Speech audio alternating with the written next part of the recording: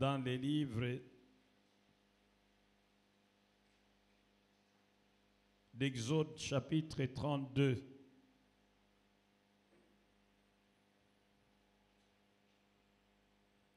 Je demande à Patient de les lire. Exode 32, 1 à 10.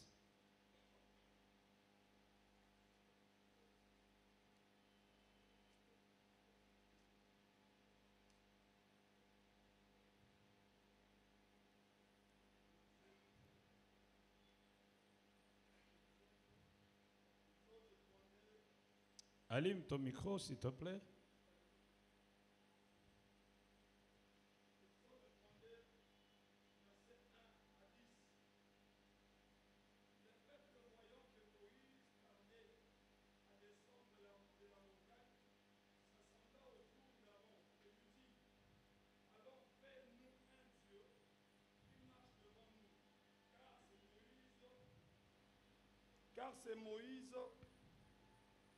Car c'est Moïse, cet homme qui nous a fait sortir du pays d'Égypte. Nous ne savons ce qu'il est devenu. Aaron leur dit, ôtez les anneaux d'or qui sont aux oreilles de vos femmes, de vos fils et de vos filles, et apporte-le-moi.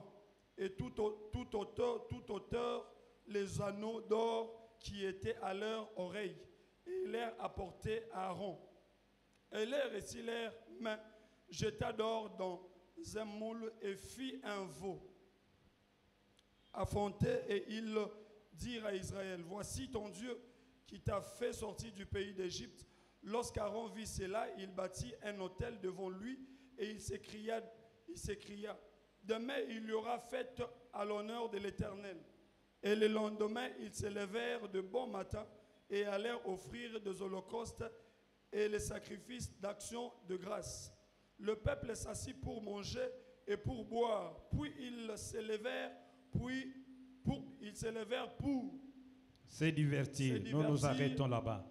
Merci. Et puis ils se levèrent pour se divertir. Veuillez vous asseoir.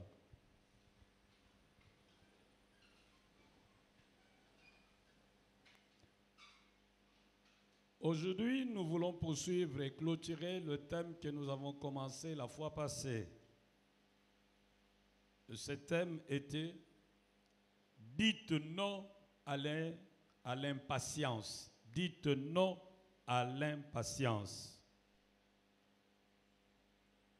Nous avons vu dans ce texte que parce que Moïse avait traîné sur la montagne, le peuple avait choisi de se faire un autre Dieu, une idole, et de lui rendre un culte.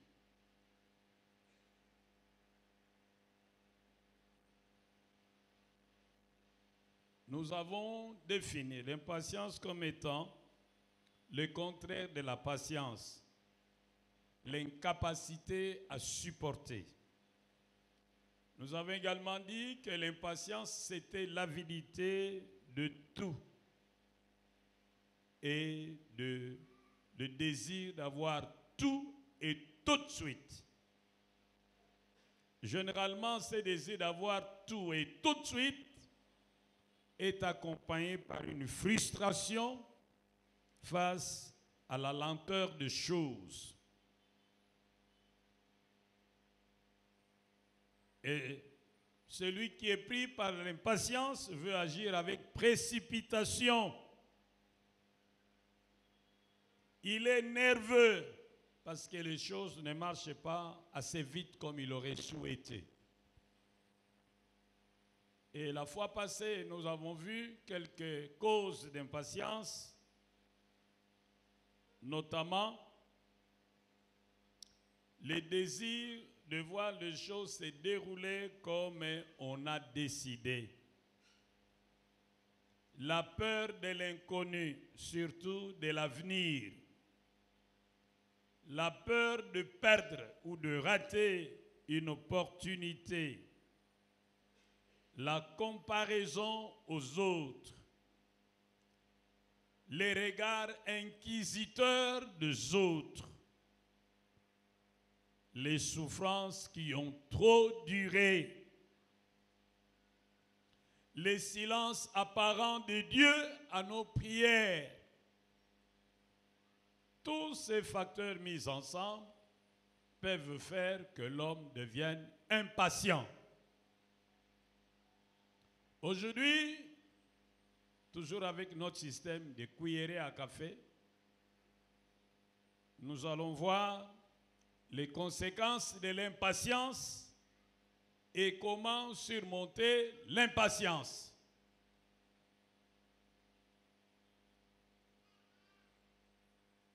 Souvent, lorsqu'on est pris au piège de l'impatience, on va chercher la solution en dehors de la volonté de Dieu.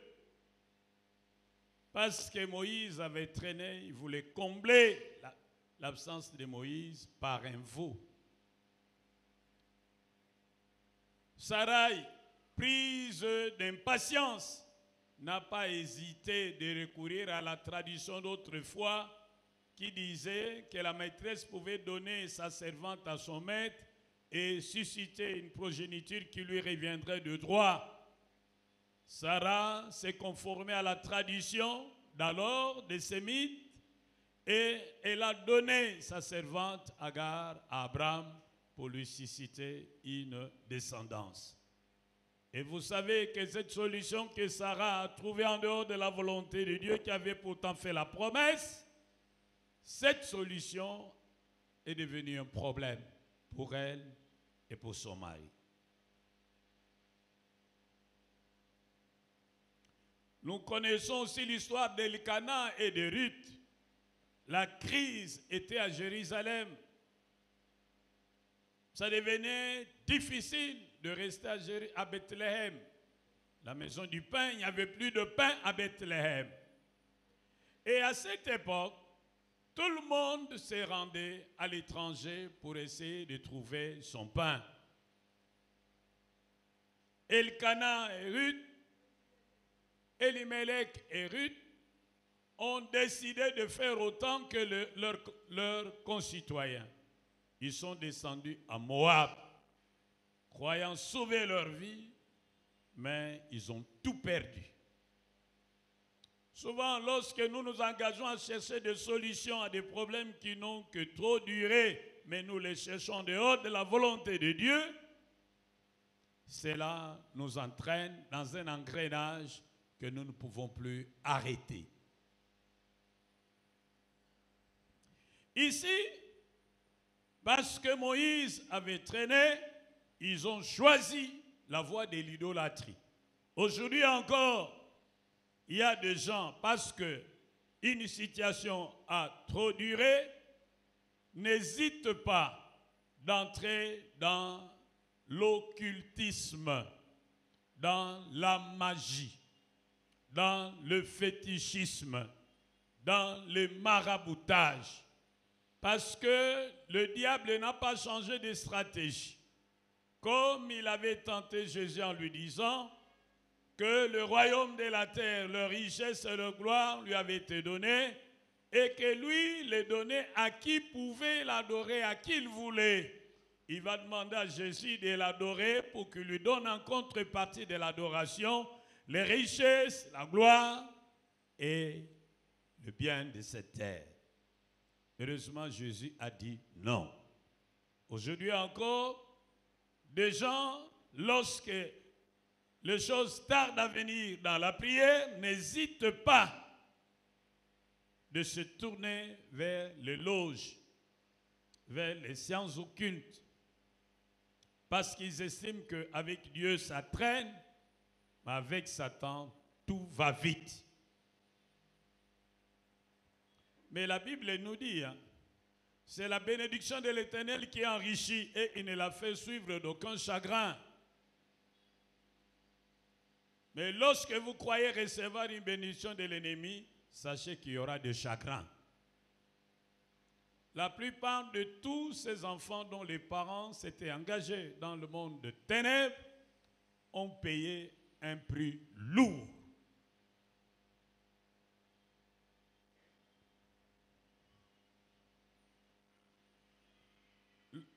La séduction à l'occultisme n'épargne personne.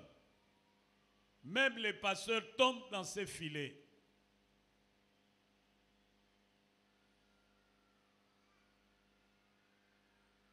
Mais Jésus nous dit, à quoi servirait-il à un homme de gagner le monde entier s'il perdait son âme?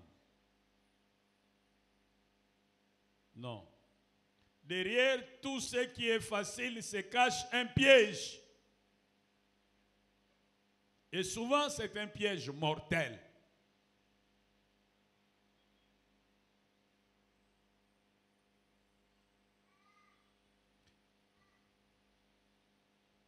Deuxième conséquence de l'impatience. Lorsqu'on devient impatient, la foi baisse. La foi baisse parce que la situation continue à dégringoler. La foi baisse parce que rien ne laisse croire que la situation va s'améliorer. La foi baisse parce que le ciel semble fermé. Les prières sont apparemment non exaucées. La foi baisse parce que la durée d'attente a trop duré. La foi baisse parce qu'on se croit abandonné par Dieu.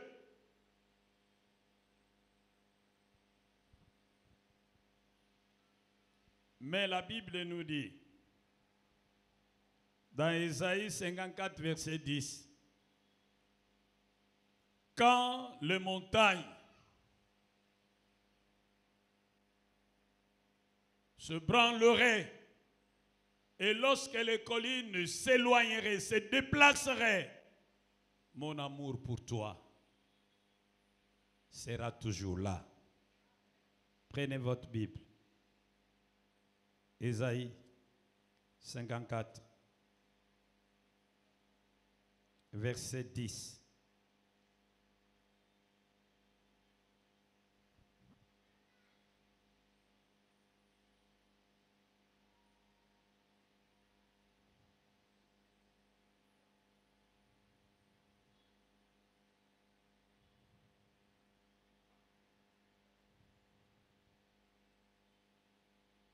Bien-aimés, quand les montagnes s'éloigneraient, quand les collines chancelleraient, mon amour ne s'éloignera point de toi, et mon alliance de paix ne chancellera point, dit l'Éternel qui a compassion de toi.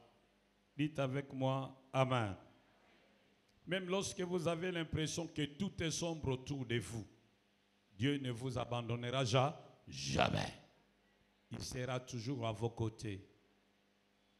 Non, jamais tout seul, non, jamais tout seul.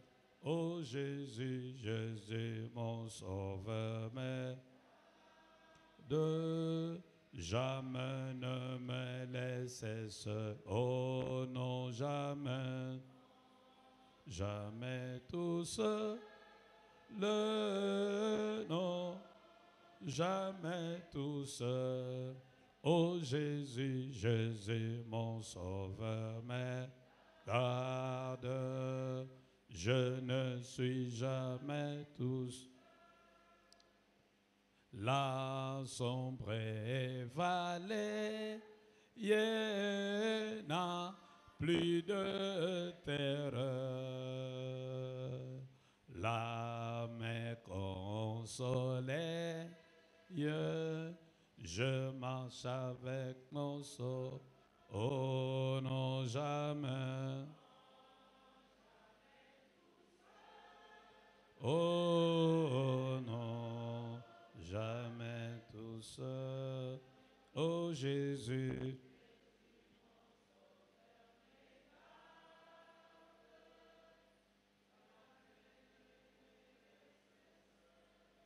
Même lorsque tout ne va pas autour de toi, tu cries, tu as l'impression que Dieu n'est pas là.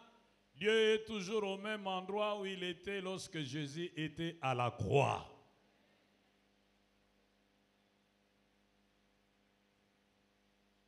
Qu'est-ce qui arrive lorsqu'on est pris par l'impatience? On commence à murmurer. On commence à se plaindre à tout bout de champ. L'homme se révolte et commence à faire sa propre volonté. S'il travaillait pour Dieu, il commence à négliger le travail de Dieu.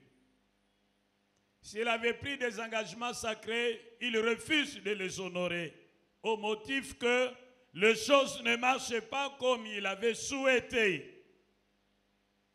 Il commence à murmurer. Les murmures font mal à Dieu. C'est comme si on disait à Dieu, si j'étais à ta place, j'aurais déjà réglé ces problèmes.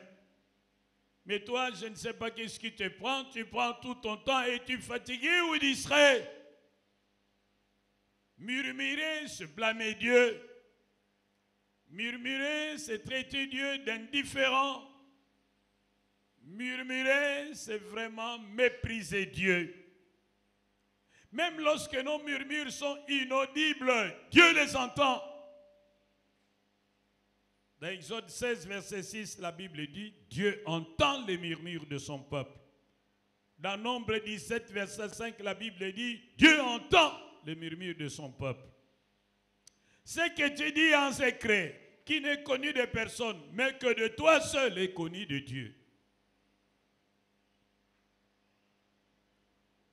Parfois, les murmures peuvent déborder au point qu'on commence à dire, à partager sa situation à tout le monde. Lorsque le type qui vient prélever l'index de la régie des eaux entre dans la parcelle et demande à la maman, maman, comment ça va? Ça ne marche pas ici, mon papa, laisse tomber. Ton papa, depuis qu'il est parti, ça fait 3 jours. Mais tu vas dire ça au préleveur de l'index de la régie des eaux. Pourquoi? Pourquoi tu veux étaler ta misère aux yeux de tout le monde? Chacun a son problème. Il n'a pas besoin d'entendre le tien. Gère ton problème toi-même. C'est aussi un signe de maturité. Oh, dites avec moi, amen. Le langage des enfants, c'est le pleurs. Mais montrez que vous avez de la maturité en apprenant parfois à souffrir en silence. Qu'est-ce qui arrive lorsqu'on est pris par l'impatience? On ne sait plus écouter Dieu à cause de souffrance. On a envie de rentrer aux choses qu'on avait abandonnées et qui ne plaisent pas à Dieu. Parfois, on verse dans la compromission. Parfois, on tombe dans le vagabondage spirituel.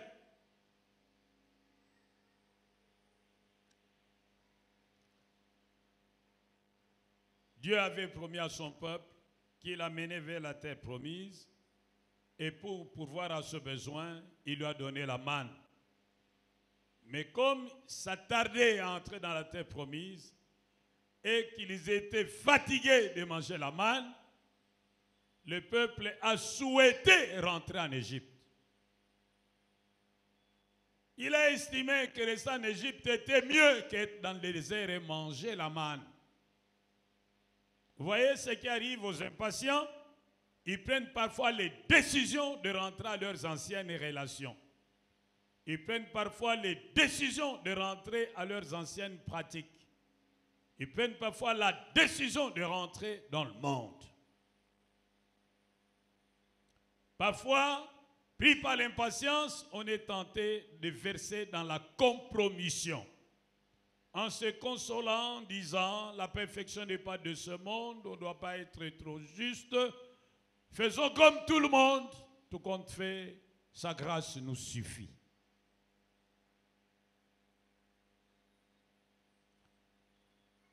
Et lorsqu'on est pris par l'impatience, on peut parfois croire que Dieu n'exauce pas les prières qui sont faites là où vous priez. Mais que Dieu a une oreille à l'église qui est en Gilles, à Kimbantsek. Alors on devient vagabond, spirituel. On quitte l'église, on va dans une autre église. Parce qu'on croit trouver Dieu là-bas. Dieu est omniprésent. Oh, dites avec moi, amen. Dieu est omniprésent. Jésus a dit, là où 2 ou 3 personnes sont réunies en son nom, il est au milieu.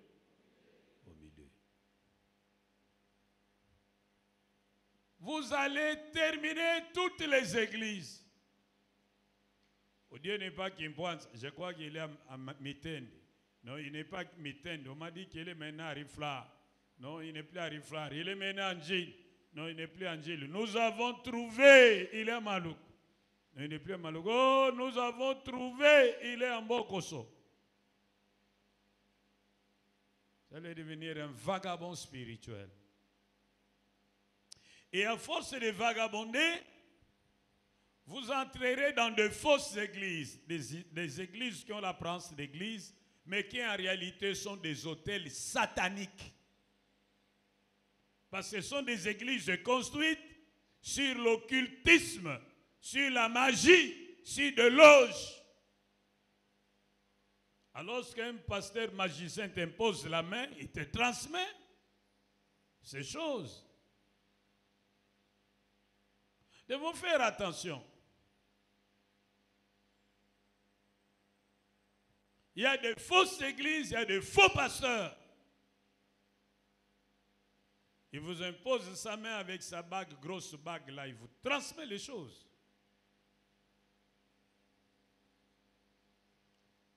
Dieu est Dieu. Fait comme nous l'avons lu chez Habakkuk.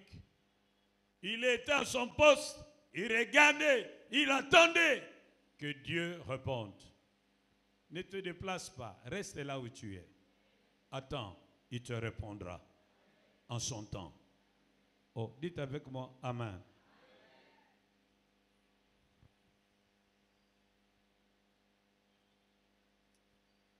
Ne sois pas vagabond spirituel. Tu risques de te compliquer la vie. Lorsqu'on est pris par l'impatience, la vie de prière et de méditation biblique s'étouffe parce qu'on a l'impression que ça ne paye pas. Ce n'est plus intéressant de lire la Bible. Ce n'est plus intéressant de prier parce qu'on a l'impression que ça ne paye pas ou alors ça prend trop de temps.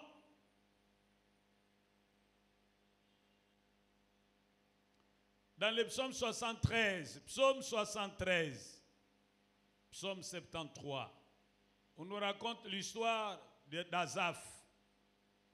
Azaph avait fait un constat. Il a remarqué que ceux qui ne priaient pas étaient bien. Ils avaient des embonpoints. Ils mangeaient bien. Tout allait bien pour eux. Tout leur réussissait. Ils ne goûtaient pas la souffrance. Ils étaient heureux et tout le monde les admirait.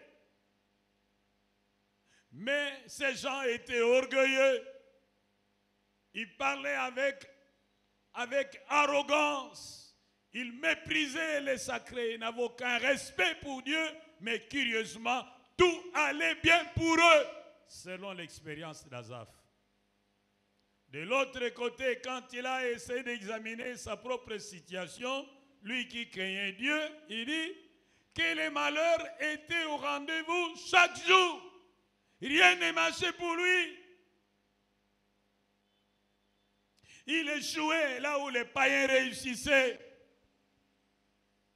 Il était misérable. Au point qu'à un moment donné, il a pris la résolution de faire comme les païens. Vous voyez où ça nous amène l'impatience?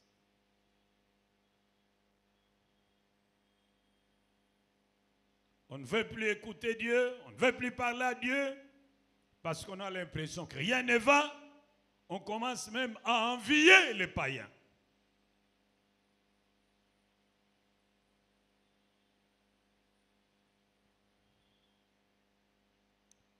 Qu'est-ce qui arrive lorsqu'on est pris par l'impatience? Lorsqu'on est pris par l'impatience, on devient amer. Amer. est susceptible pour un rien, on est blessé. Ça, c'est le résultat de l'impatience. Ceci dit, voyons maintenant comment surmonter l'impatience. Comment résister lorsque tout ne marche pas aussi vite que nous l'aurons souhaité. Je vais vous donner 6 conseils.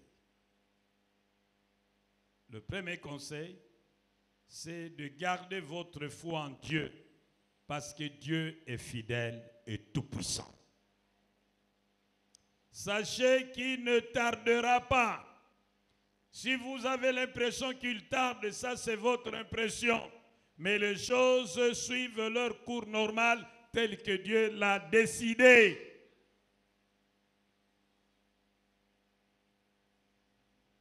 Tu te dis, mais qu'il tue mes ennemis. Non, il ne peut pas les tuer.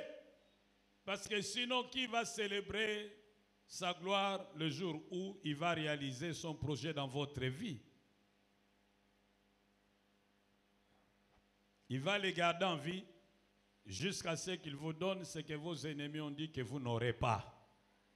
Afin qu'ils comprennent que c'est lui qui a les derniers mots dans votre vie.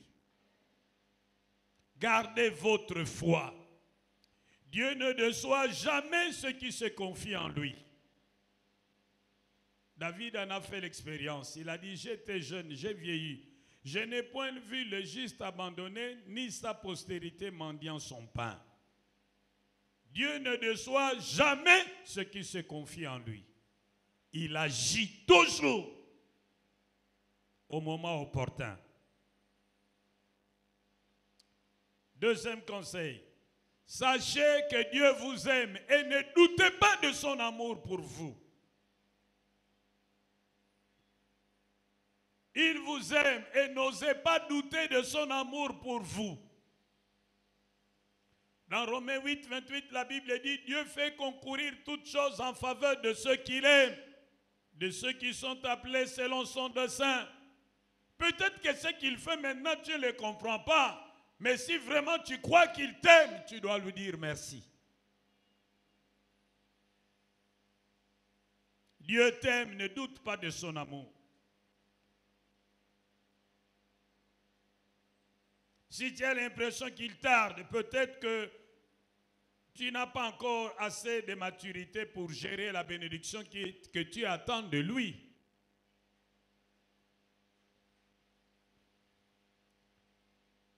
Il y a des gens qui demandent beaucoup de choses à Dieu, mais qui ne reçoivent pas aussitôt ces choses simplement parce que Dieu attend qu'ils atteignent une certaine maturité.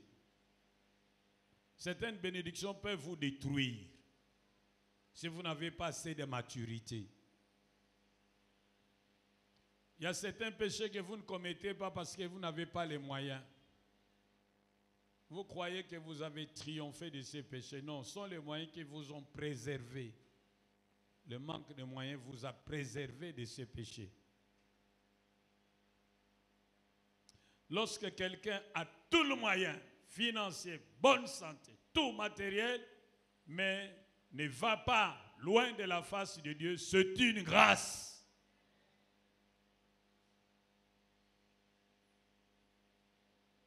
Oh, dites avec moi, Amen. Oh, dites encore avec moi, Amen. Vous avez parfois l'impression que les choses traînent.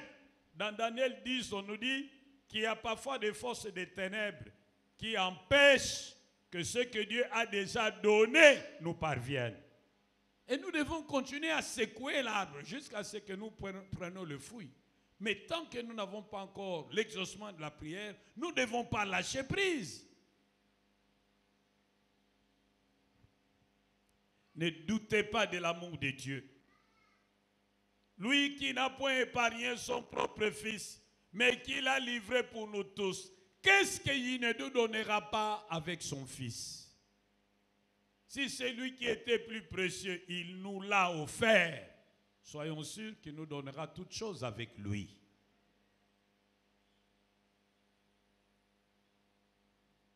Parfois, le diable vient te faire croire que Dieu ne peut pas te donner ceci ou cela à cause d'un péché que tu as commis. Dieu n'est pas rancunier. Il est miséricordieux, riche en bonté. Oh, dites avec moi, Amen. Dieu n'est pas rancunier. Et puis il dit que lorsque tu as demandé pardon, qu'il a pardonné, il ne s'en souviendra plus.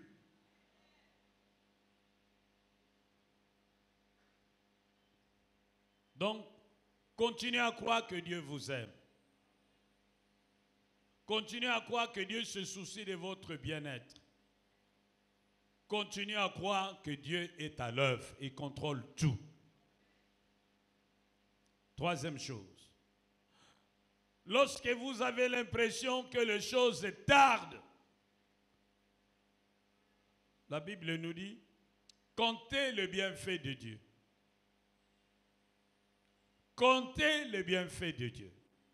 Rendez grâce à Dieu pour ce que vous avez déjà reçu de lui, en attendant qu'il vous donne ce que vous lui avez demandé. 1 Thessaloniciens 5, versets 17 et 18, on dit que nous devons apprendre à rendre grâce à Dieu, car il fait toutes choses pour notre bien, car c'est à notre égard la volonté de Dieu. Rendons grâce à Dieu. Rendons grâce à Dieu pour ce qu'il nous a déjà donné. Et croyons qu'il nous donnera ce que nous lui avons demandé. Mais en attendant qu'il nous donne ce que nous lui avons demandé, soyons d'abord reconnaissants pour ce que nous avons. Comptez les bienfaits de Dieu, mets-les tous devant tes yeux, tu verras en adorant combien le nombre est un grand. Tout le malam, amen. Tanga nyoso, tanga, tanga, otika mokote,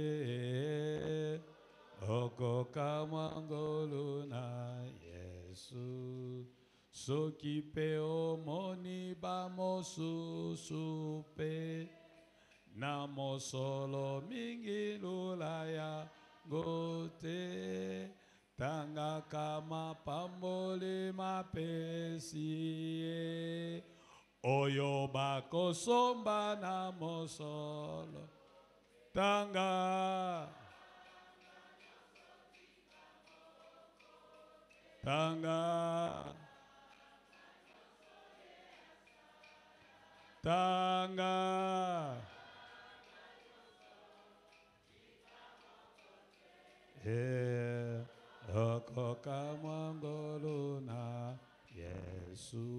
Parfois Dieu tarde à te donner ce que tu lui demandes parce qu'il sait qu'en te donnant cela maintenant, on va te tuer.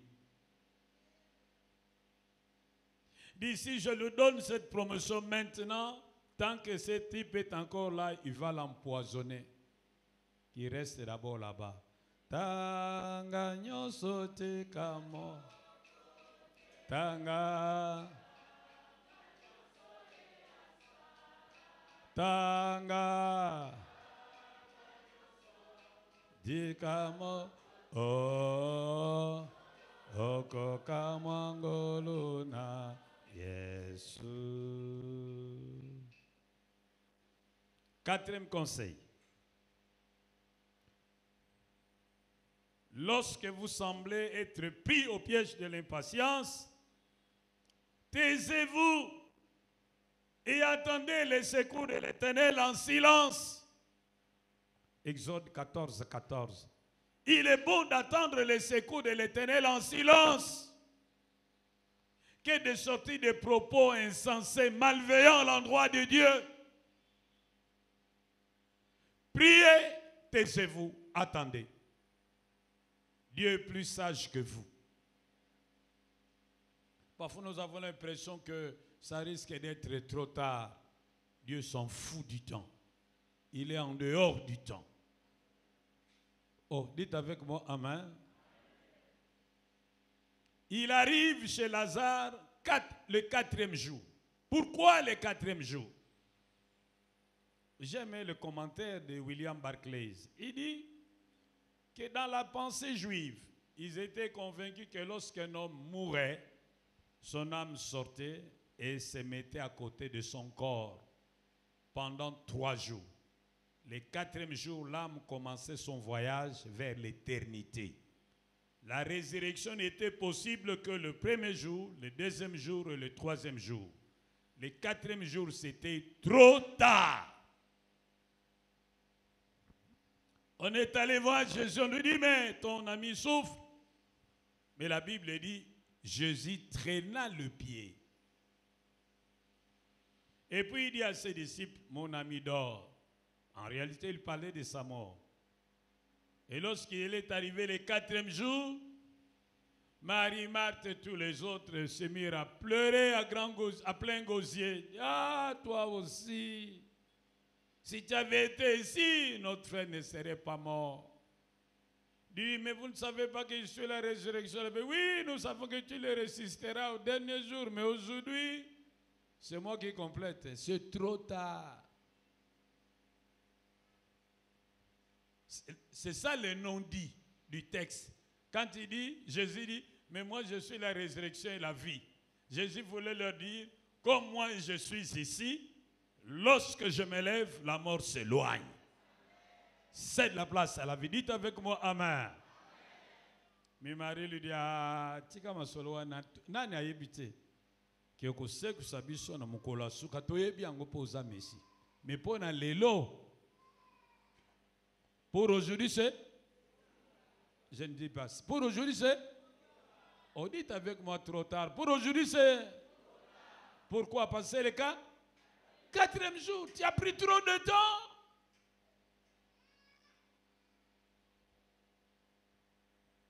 Mais lorsque Jésus est entré en mouvement, Lazare est revenu à la vie. Jésus a tout pouvoir. Il agit même lorsque les hommes disent que c'est trop tard. Même lorsque les hommes disent que c'est trop tard. Dis à ton voisin, il n'est jamais trop tard avec Jésus. Dis-lui. Jamais trop tard. Il peut donner un enfant à une femme ménopausée. Il l'a fait avec Sarai. Il l'a fait avec Élisabeth. Il n'est jamais trop. Ah, avec Jésus, il n'est jamais trop. Il peut te donner ce que tu as attendu pendant très longtemps à la veille de ta sortie. Il te donne ça. Oh, dites avec moi, amen. Dis encore à ton voisin, il n'est jamais trop tard avec Jésus. Et souvent, il aime agir lorsque les hommes disent que c'est trop tard, afin que toute la gloire lui revienne. Je ne sais pas, tu es dans quelle situation. Tu estimes que c'est trop tard. J'ai une bonne nouvelle pour toi ce matin. Jésus me dit de te dire qu'il n'est jamais trop avec lui. Même si les médecins disent c'est trop tard, ça c'est leur avis. Moi je te dis de la part de Jésus, il dit de te dire qu'il n'est jamais trop tard pour lui. C'est pourquoi tant que tu vis, espère encore. Tant que tu vis, espère encore. Il est capable de provoquer un événement pour t'imposer à un endroit donné. Ah oui, il peut livrer les hommes, il peut livrer les femmes à ta place pour t'imposer. Il a imposé Joseph en Égypte. Humainement parlant, c'était trop tard. Il était le prisonnier d'un homme fort.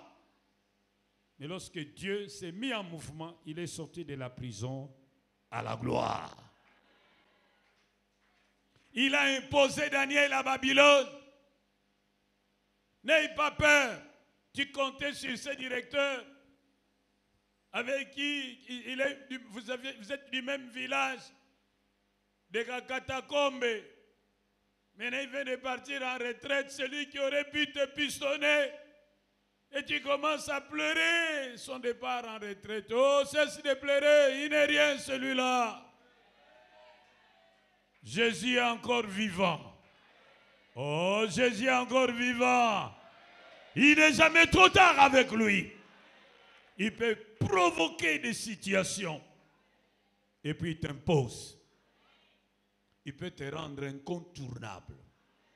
Et il n'est jamais trop tard pour se marier. Même si le make-up ne tient plus, ce n'est pas grave. Il ouvrira les yeux d'un célibataire qui verra combien tu brilles. Et s'approchera de toi. Il sera convaincu que tu viens du ciel. Et il y a des gens qui viennent te dire, à ton âge c'est trop tard, accepte d'être dans un bureau. Dis-lui, va te promener. Moi j'attends. Il vient.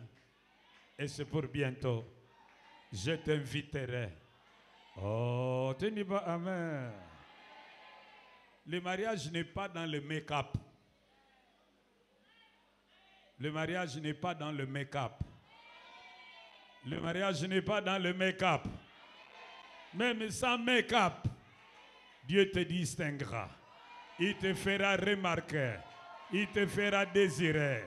On te choisira. On va te préférer aux autres. Ah oui.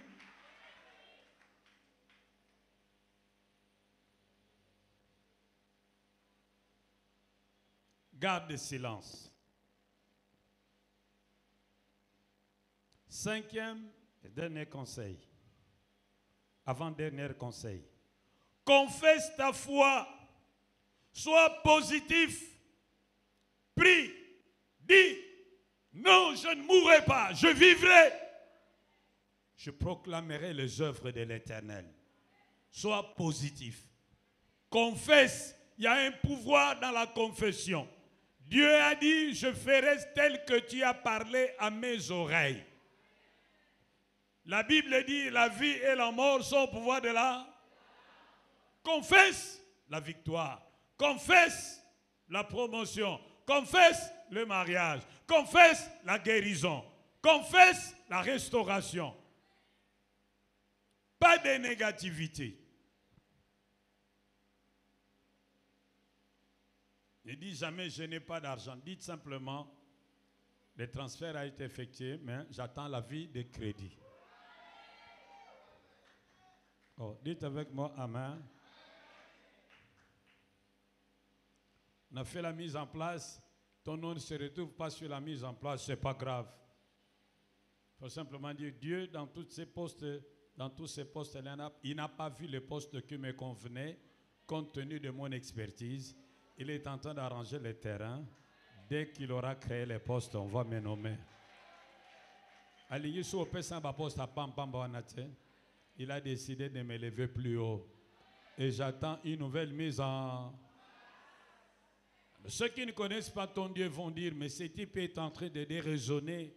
Est-ce qu'il n'est pas devenu fou? Mais c'est trop tard. Non, non, non, non, non, non, non. Moi, j'ai un Dieu chez qui il n'est jamais trop. Confesse. C'est ça le problème du regard inquisiteur qui parfois plonge les gens dans l'impatience. Dites-lui non, mon prince charmant est en route. Prépare seulement ton cadeau. C'est pour bientôt, c'est pour très bientôt. Il va te dire, c'est un secret pour moi, mon frère. C'est pour très bientôt.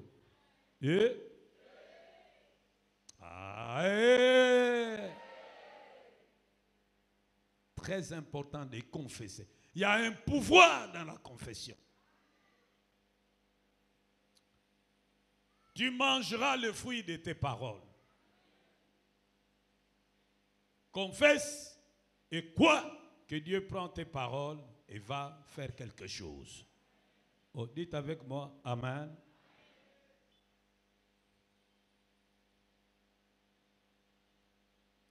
Sixième et dernier conseil.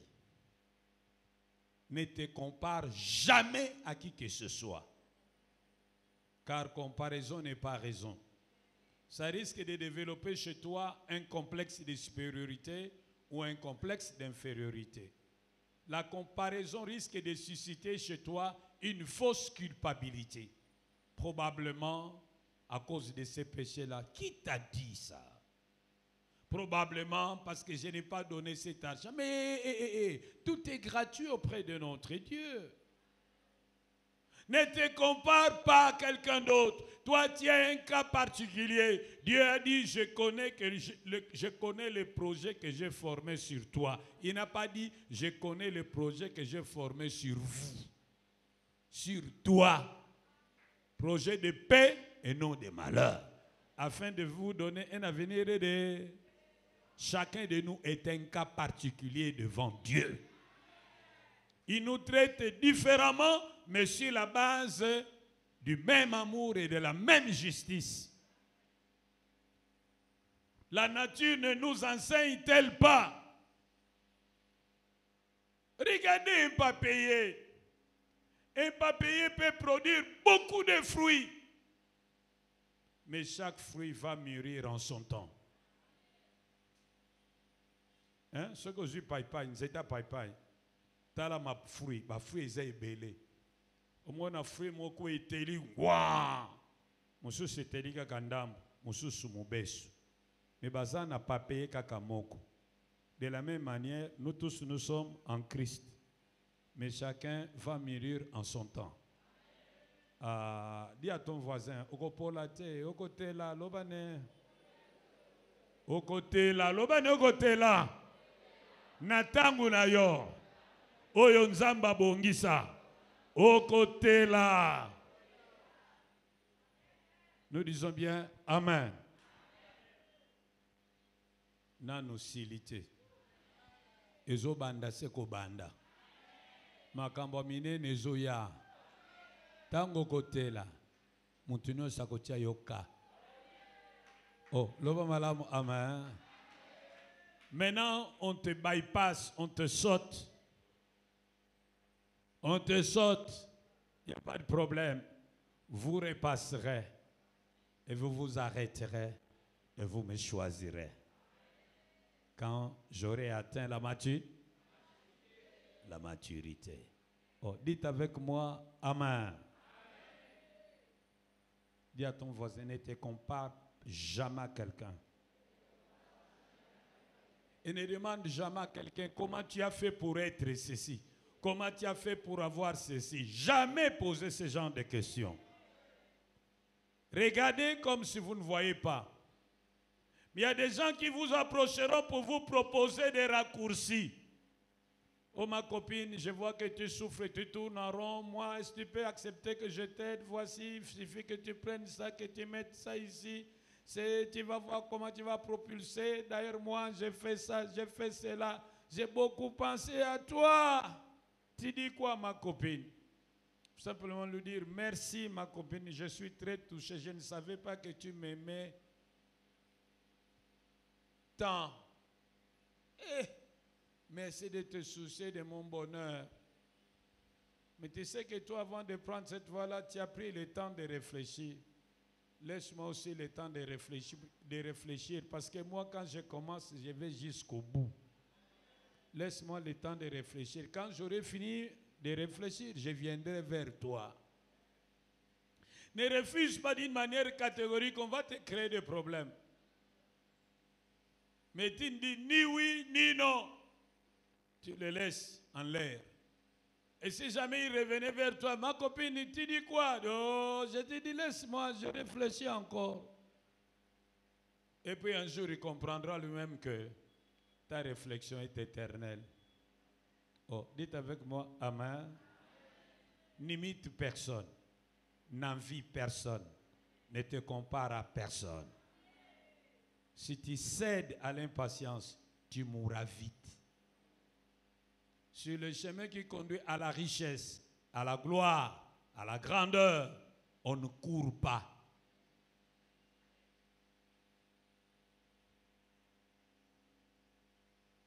Yesu mwana nzambe bomoinzela, Yesu mwana nzambe bomoinzela.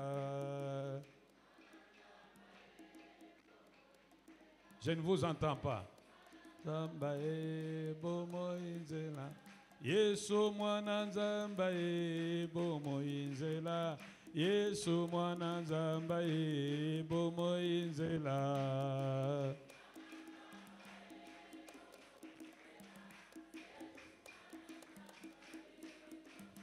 Otambola kama lembe toko koma.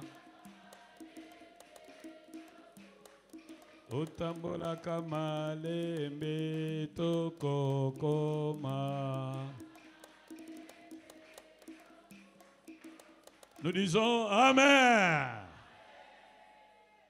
Veuillez vous lever.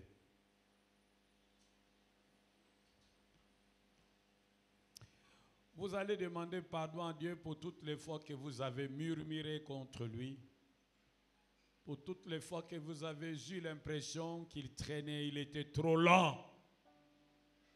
Comme qui dirait, si j'étais à sa place, j'aurais déjà fait ça et ça et ça. C'est une manière de dire, je suis plus sage que toi. S'il t'est arrivé d'étaler ta misère auprès de tout le monde, demande pardon à Dieu.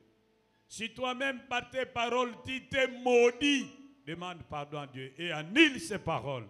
Prie là où tu es. Je ne te donne pas les paroles, tu pries toi-même. Annule toutes les paroles négatives que tu as eu à prononcer contre toi-même. Demande pardon à Dieu pour tes murmures, pour tes révoltes. Tu donnes à Dieu des délais. Si tu ne fais pas ceci, moi je ne vais plus faire cela. Qui es-tu toi pour donner, fixer des délais à Dieu, des préavis à Dieu?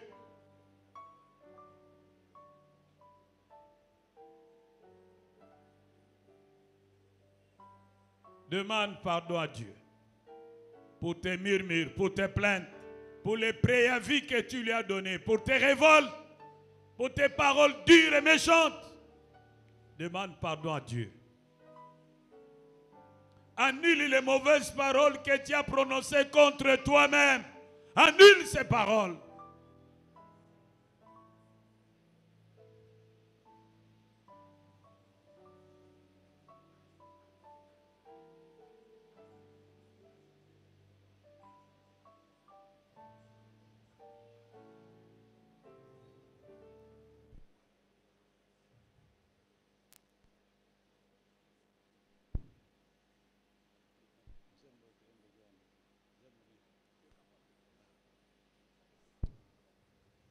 Maintenant, je veux que tu dises à Dieu, je crois qu'il n'est jamais trop tard avec toi.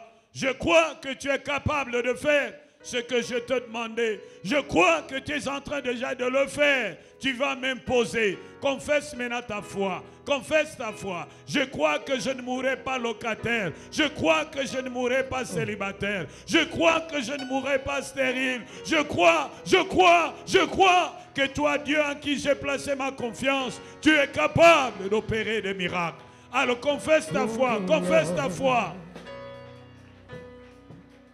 Confesse ta foi. Il te sera fait selon ta foi. Confesse ta foi. Je crois que tu es un Dieu de miracles. Le temps des miracles n'est pas révolu. Tu es capable de faire de grandes choses. Tu es capable d'ouvrir de bonnes portes. Tu es capable de faire des surprises agréables. Tu es capable de donner la promotion. Tu es capable d'élever qui tu veux. Tu es capable de m'imposer. Nul n'est semblable à toi. Nul n'est comme toi. Alléluia. Avec toi. Garde la foi en Dieu. Il ne abandonnera pas. Il fera. Dieu est capable. Il est capable de te tirer du fumier, de te lever, de te faire asseoir parmi les grands. Il est capable de te guérir du sida. Il est capable de te guérir du cancer. Il est capable de te donner des enfants. Il est capable de te donner mariage. Il n'a pas changé. Alléluia.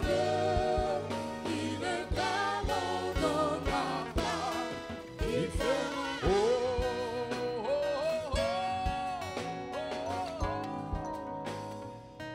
nous passons à la deuxième étape. Nous allons confesser des choses que Dieu doit entendre et pour lesquelles nous devons croire que ça va s'accomplir. Il a dit, je ferai, j'agirai comme vous avez parlé à mes os. Maintenant, levez votre main. Nous allons prier. Seigneur Jésus-Christ, je crois en ta parole. Éternel Dieu des armées, toi tu as dit, tu agiras tel que j'aurai parlé à tes oreilles. Maintenant, m'appuyant sur ta parole, je confesse que je ne mourrai pas dans l'état où je me trouve. Je confesse que je ne mourrai pas dans la position où je me trouve. Je confesse que je ne mourrai pas dans la situation où je me trouve. Je déclare au nom de Jésus que je vais monter plus haut. Personne ne va m'arrêter. Je vais monter plus haut. Personne ne va m'arrêter. J'aurai ma maison. Je ne mourrai pas locataire. Allez, continuez à confesser, continuez à confesser. J'aurai mes enfants. Je ne mourrai pas stérile. J'aurai mon mari. Je ne mourrai pas célibataire. Non, je ne mourrai pas, je vivrai.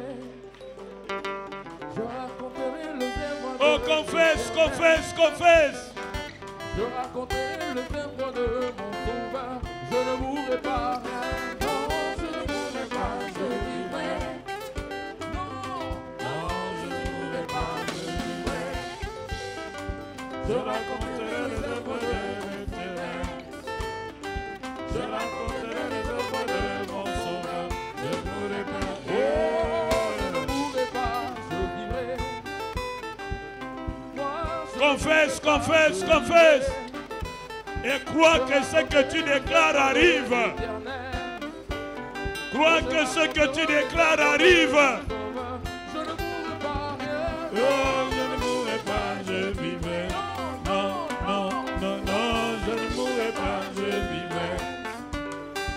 Je raconterai les œuvres de l'Éternel. Je raconterai les œuvres de mon sauveur. Je ne mourrai pas.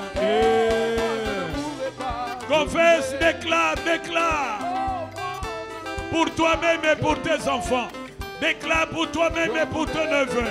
Déclare pour toi-même et pour tes nièces. Déclare pour toi-même et pour ton mari. Déclare pour toi-même et pour ta femme. Je ne mourrai pas, je vivrai. Non, non, non, non, je ne mourrai pas, je vivrai. Je raconterai les œuvres de l'Éternel. Je raconterai les œuvres de mon sauveur. Je ne mourrai pas. Je vivrai. Oh, moi, je ne mourrai pas, je vivrai. Oh, je raconterai les œuvres de l'Éternel. Oh, je raconterai les œuvres de mon sauveur. Je ne mourrai pas, non. Non, je ne mourrai pas, je vivrai. Non, non, non, non, je ne mourrai pas, je vivrai. Oh, je raconterai les œuvres de l'Éternel. Oh, je raconterai les œuvres de mon sauveur. Je ne mourrai pas. Levez vos mains. Levez bien vos mains.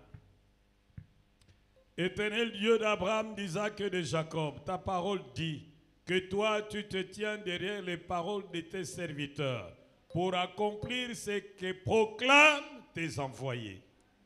Maintenant, m'appuyant sur ta parole, au nom de Jésus-Christ, je proclame la guérison dans la vie de cette femme et de cet homme qui souffre depuis longtemps. Maintenant, je proclame la fin du célibat pour cet homme et cette femme qui attendent des partenaires depuis longtemps. Que ceux qui n'enfantent pas enfantent. Que ceux qui ne progressent pas progressent. Que ceux dont les affaires sont bloquées soient débloqués maintenant. Que ceux qui sont sont sous la malédiction soient libérées de la malédiction, qu'elles viennent de l'occultisme, qu'elles viennent de la prostitution, qu'elles viennent de quelque origine que ce soit. Maintenant, je proclame la fin de la malédiction dans leur vie. Que ceux qui sont dans la confusion, dans les échecs répétés, dans les faillites répétées, ceux qui sont pris dans le piège de la loi de la remise à zéro. Maintenant, je proclame votre liberté dans le puissant nom de Jésus-Christ de Nazareth. Prospérez au nom de Jésus. Réussissez au nom de Jésus. Montez plus haut au nom de Jésus. Mariez-vous au nom de Jésus. Que vos chantiers se terminent au nom de Jésus. Que ceux qui ne marchaient pas marchent au nom de Jésus. Que le Seigneur vous enlève l'habit de deuil et vous donne l'habit de fête. Qu'il enlève votre opprobre et vous fasse porter son habit de gloire. Qu'il relève votre tête. Qu'il vous élève. Qu'il vous tire du fumier. Qu'il vous élève. Qu'il vous fasse asseoir parmi les grands. Ah, joie oyolukatango na mugala. Ah, bonga, bonga. Atana famille na bino ba bonga kate yo bonga. Ah, bala atana famille na bino ba bala kate banda na yo. Que le Seigneur soit béni maintenant et pour l'éternité. Amen.